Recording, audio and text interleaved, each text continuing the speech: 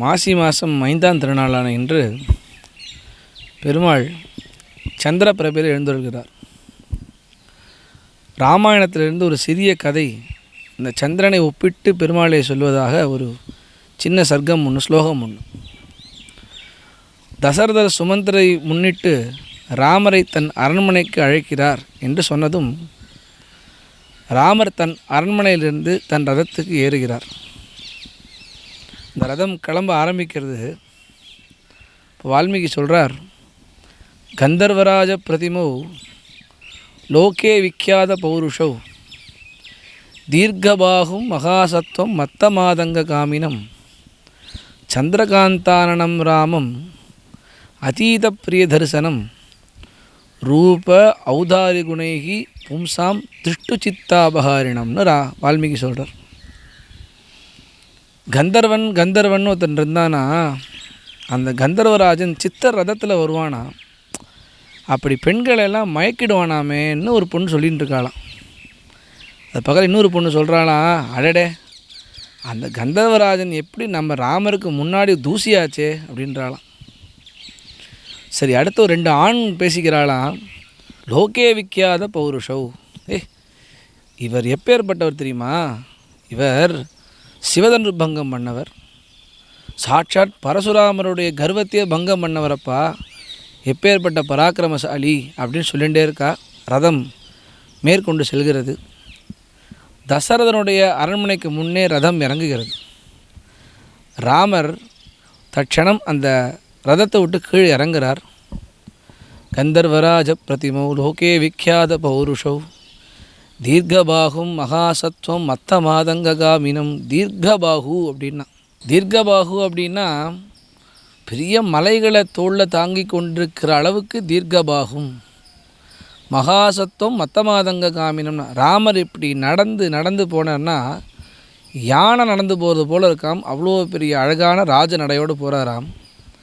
2 மரங்களும் 2 பக்கமும் 3 பக்கமும் பார்த்தேன்னா ஜனங்கள் முட்டி மோதுறா ராமர் மேலே. ராமர் பேசாமல் போயின்ட்டுருக்கார். ராமருடைய காவலாளிகள்லாம் ஜனங்களை தள்ளுறா, இப்படி போங்கோன்னு தள்ளுறா, நகருன்னு தள்ளுறா. இதெல்லாம் கவனிச்சுட்டே வந்த ராமர் தசரதனுடைய அரண்மனை மேலே ஏறி இப்படி திரும்புகிறாராம். சந்திரகாந்தானனம் ராமம். அத்தனை பேரும் பொட்டு ஒரு சத்தம் இல்லாமல் நின்றுட்டாலாம்.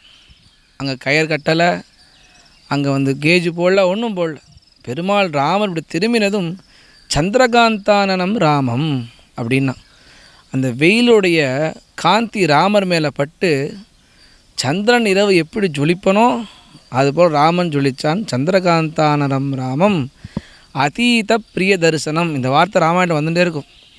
ஒருத்தரை பார்த்தா பிடிக்கிறது இல்லையா, தரிசனா பிரிய தரிசனா அதீத பிரிய தரிசனா.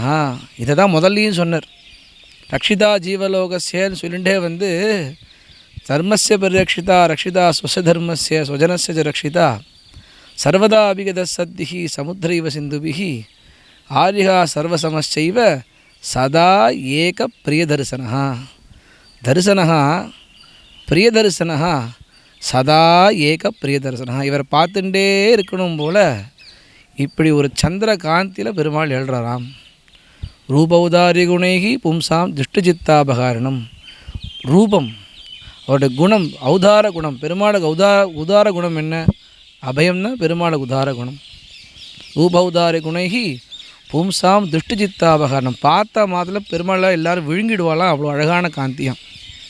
அதாவது இந்த பிரபைக்கு ஒரு அழகு அப்படின்னா இப்பேற்பட்ட சந்திரகாந்தனாக இருக்கக்கூடிய இந்த ரங்கநாதனால் பிரபைக்கு அழகு அப்படின்னு இந்த ராமாயண ஸ்லோகத்தை முன்னிட்டு சந்திரபிரபையில் பகவான் எழுந்துள்ளார் அப்படின்றத சொல்லும் வண்ணமாக இந்த ஸ்லோகம் அமையிறது.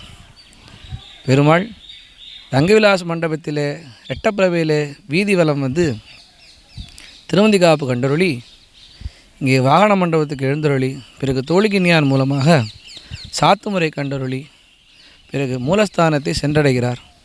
மாசி மாதம் 5ஆம் திருநாளான இன்று சந்திரபிரபையில் பெருமாள் எழுந்தருளுது விசேஷம்.